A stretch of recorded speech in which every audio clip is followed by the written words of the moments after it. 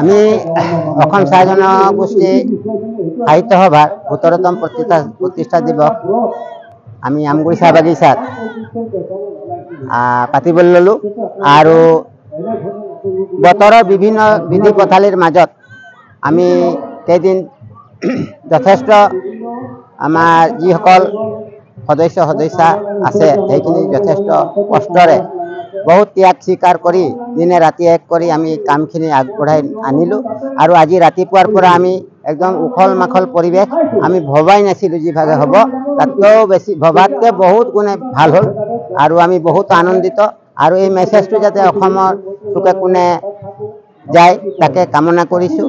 আজি এই ১৭তম প্ৰতিষ্ঠা দিৱসত যথেষ্ট ডাঙৰ ডাঙৰ কাণ্ডাৰী আমাৰ ইয়াত উপস্থিত হ'বলৈ আমি দেখা পালোঁ।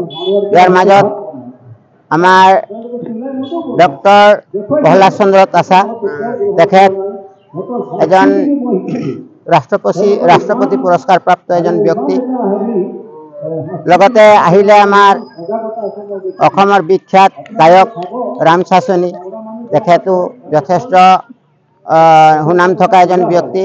আমাৰ আহিলে অসম চাহ জনগোষ্ঠী সাহিত্য সভাৰ প্ৰাক্তন সভাপতি আমাৰ মানিকলাল মাহাতো আৰু আমাৰ মাজত আহিলে আমাৰ চাহ জনগোষ্ঠী তথা লেখিকা মনুমতী কুৰ্মী সদৌ তেজপুৰৰ পৰা তেওঁ আহিছে। আমাৰ ডক্টৰ পৃথিৱী মাঝি প্ৰাক্তন সাংসদ আৰু লোকসভাৰ কি বুলি কয় অধ্যক্ষ, লোকসভাৰ অধ্যক্ষ তেখেতো আমাৰ ইয়াত উপস্থিত হৈছে আৰু যথেষ্ট আমাৰ লেখক লেখিকা সাহিত্যিকসকল আহি আমাক বিভিন্ন ধৰণৰ উৎসাহ উদ্দীপনা দিলে আৰু আমাৰ ইয়াৰ পৰা অসমে যাতে এটা মেছেজ পায় তাকে আমি কামনা কৰিছোঁ আৰু ভৱিষ্যতেও আমি ইয়াতকৈ আৰু ভাল প্ৰগ্ৰাম হ'লে আমি ইয়াত অনুষ্ঠিত কৰিলে আমি আদৰণি জনাম আৰু ইয়াকে মই ক'লোঁ। নমস্কাৰ, আপোনাক ধন্যবাদ জনাইছোঁ আমাৰ ইয়াত আহিছে। আমি প্ৰথমে আপোনালোকে জানে শিৱসাগৰ জিলাৰ আমগুৰি সমষ্টিৰ আমগুৰি বাগিচাখন এখন বাগিচাৰ ভিতৰত শিক্ষিত এলেকা বুলি আমি যাক কওঁ। ইয়াত চাহ জনগোষ্ঠী সাহিত্য সভাৰ ১৭ সংখ্যক প্ৰতিষ্ঠা দিৱসটো পাতিছে। আমি আন্তৰিকতাৰে আমি লৈছোঁ। আমি জানো যে অসম সাহিত্য সভাৰ দৰে এটা সংগঠন আমাৰ ইয়াত আছে।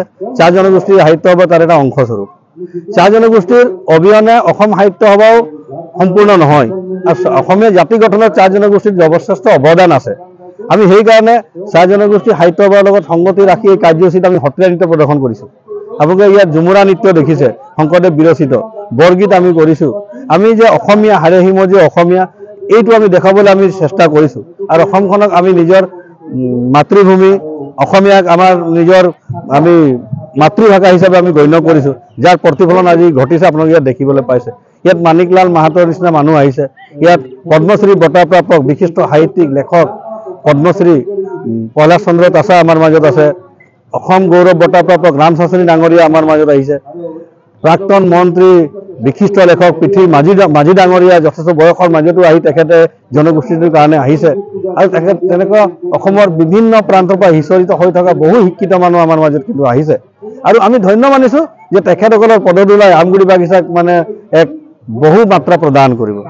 আমি আৰু ইয়াত বহু আমি ভাবিছোঁ যে জনগোষ্ঠীটোৰ স্বাৰ্থত বহু কৰিবলগীয়া আছে। ই এক আৰম্ভণিয়ে মাত্ৰ। ধন্যবাদ।